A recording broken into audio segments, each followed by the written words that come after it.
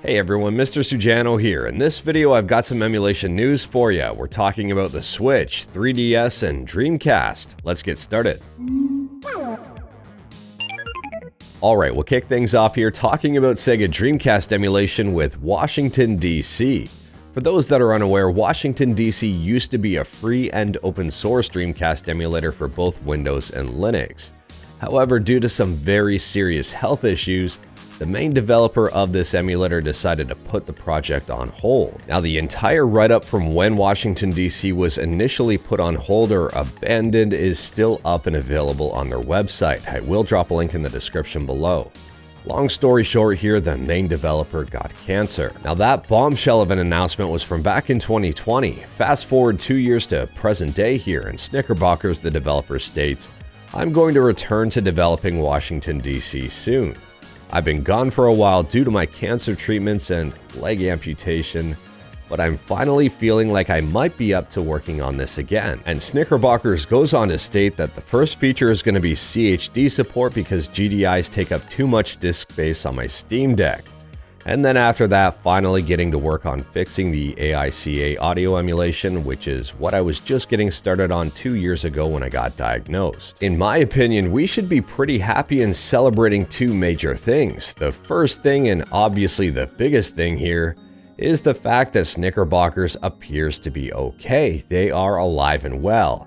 And that is huge. And the second thing here, well, our emulation community is that much better now that we have Snickerbockers back and working on WashingtonDC. So Snickerbockers, if you are watching this video, we're behind you and we're rooting for you moving forward. Next up here, we're talking about Nintendo 3DS emulation on Android with Citra. Not the Citra that's available on the Google Play Store, but the Citra that's geared towards performance as opposed to emulation accuracy.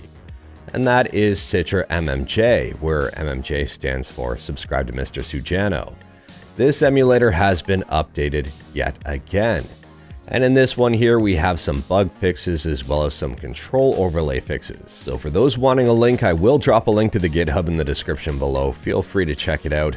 The APK here is 100% free. Next up here, we're still talking about free and we're still talking about 3DS, kind of. I received a couple of very interesting messages here asking about Citra 3DS Pro. In one of those messages, someone asked if I do an install tutorial for this emulator. And I'm not going to because this is not a real app. Yes, you can download it and put it on your phone, but it's not really a 3DS emulator. It's one of those fake things that has ads here so the creator of it makes some money without really giving anything in return. And if I scroll down here, it's super unfortunate because it's got over 1 million installs. It also hasn't been touched since 2020. In addition to that, this creator also appears to have another fake 3DS emulator called Mega Z 3DS Emulator, and they have another app here which I'm not going to take a look at.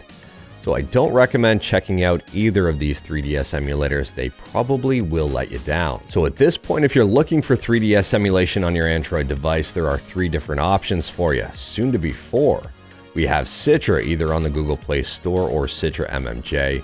We have Lemroid, we have RetroArch, and we have soon to be Mikage. Last up here, we're talking about Nintendo Switch emulation on Android with Skyline. We have been talking about Skyline a lot, and tonight we've got some more news for you. Yes, Skyline has got even better. Super Mario Odyssey is making quite a bit of progress. The menu here now has animations. It's not crashing out as soon as it used to. Yes, Mario doesn't really look right at all. Things look considerably messed up. But at the same time here, menu animations like this running at 13 or 11 frames a second is pretty huge. In fact, they're getting really close to actually getting in game. Emulators within emulators are working. NES emulation within the Switch is up and running really quickly. Overcooked is up and running and in game. And Resident Evil 5 and 6 are booting. Am I seeing double, or does Pokemon Brilliant Diamond look like it's booting? It's still a mess, and yes, I'm seeing double. Actually, I meant to say no, this game is perfect, there's no issue at all. But anyways, that is all I've got for you in this one. Straight to the point, all stuff and no fluff. Let me know your thoughts about anything we talked about today in the comments below, whether it was WashingtonDC, 3DS emulation, or Switch emulation, and I think that's it.